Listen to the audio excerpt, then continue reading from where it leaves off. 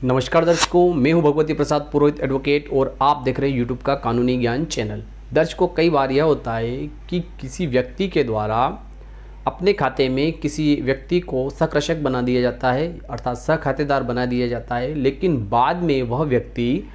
उसके मन में किसी प्रकार की बदयांती आ जाती है, अर्थात उसकी नीयत खराब हो जाती है और फिर वह व्यक्ति यह करता है कि जिस व्यक्ति ने उसको सहकृशक या सहखातेदार बनाया उसी व्यक्ति को दरकिनार कर देता है। तो ऐसी स्थिति में हमें क्या करना चाहिए, तो इसी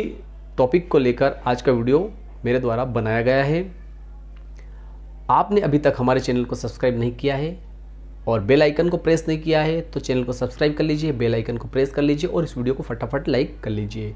तो आइए वीडियो को शुरू कर लेते हैं। दर्शकों, इस संबंध में हमारे एक दर्शक की कमेंट आई है। उनका कहना है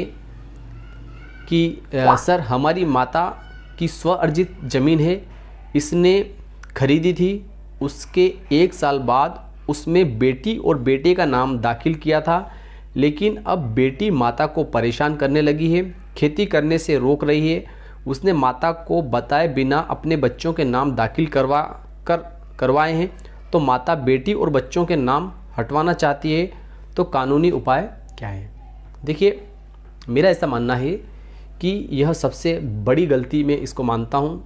कि कभी भी इस प्रकार से हमें किसी का नाम दाखिल नहीं करवाना चाहिए, क्योंकि यहाँ पर बेटे और बेटी है, इसलिए उन पर अति विश्वास होता है, इसलिए उनका नाम आपने दाखिल करवाया होगा। तो मेरा ऐसा कहना है कि इस संबंध में आपको जो है सिविल कोर्ट जाना चाहिए, क्योंकि सिविल कोर्ट से ही आप उस जो सहखातेदार आपने बनाया है, अर्थात को पार्टनर आपने उनको बनाया है, उनकी प्रविष्टि को आपको विलोपित करवाने के लिए आपको सिविल न्यायालय जाना चाहिए। सिविल न्यायालय से ही आप उनके खिलाफ दावा पेश कर सकते हैं और दावे में आपको यह इस प्रकार की रिलीफ मांगनी चाहिए कि उनके द्वारा मुझे इस प्रकार से परेशान किया गया था या उनका प्रारंभ से ही इस प्रकार का कंडक्ट रहा था कि उन्होंने मेरे ऊपर दबाव प्रभाव बनाया और दबाव प्रभाव बना करके ने कहा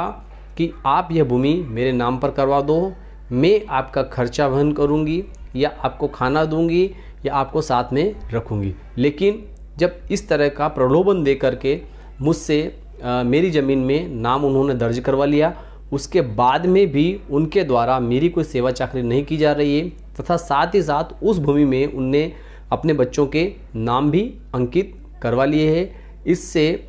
और साथ ही साथ वे लोग मुझे इस ज़मीन पर खेती नहीं करने दे रहे हैं। तो ऐसी स्थिति में सिविल कोर्ट जो है वह कुछ निर्णय ले सकती है। साथ ही साथ मेरा आपको एक और सुझाव है कि जो वृद्ध माता पिता रहते हैं वह बेटे और बेटी के विरुद्ध भरण पोषण का दावा भी प्रस्तुत कर सकते हैं। यदि आपके द्वारा भरण पोषण, और ये एक महिला भी है, तो इसमें घरेलू हिंसा से महिलाओं का संरक्षण अधिनियम के तहत आप कार्रवाई भी कर सकते हैं।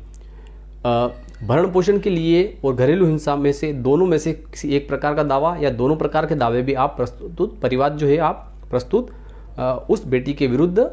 कर सकते हैं। हो सकता है कि यदि वह परिवाद प्रस्तुत करने से उनको समझ में आ जाए और वे जो है आपकी जो माता है उनको उनकी प्रॉपर्टी